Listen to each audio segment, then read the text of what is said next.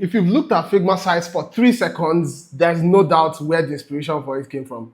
Framer, obviously. On the other hand, Framer also got their inspiration from Figma, so I guess we've come full circle. But then this moment begs the question, will Figma sites kill Framer? And here's my thought on that. Right now, I have to say that Figma is already getting a lot of things correct.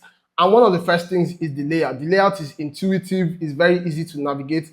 Looks a lot like Framer, obviously, but then Framer got the UX correctly, so there's no shame in using what works.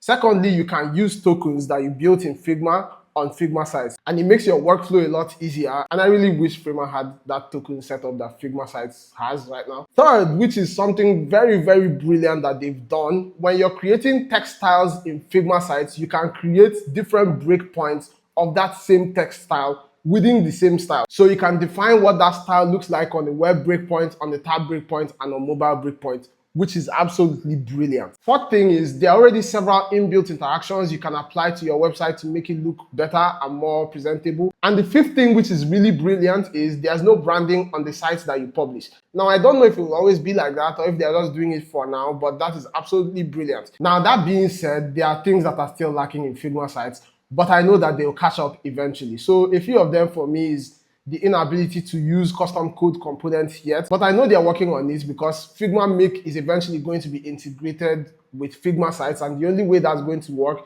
is if Figma sites has the ability to interpret custom code components.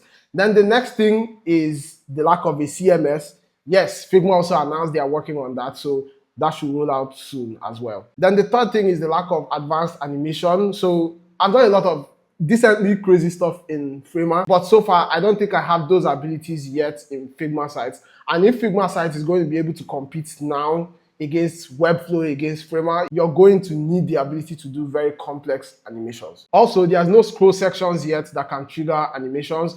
But the truth is, all of these things are updates that will probably roll out within 1 year. So to the question, will Figma sites kill Framer?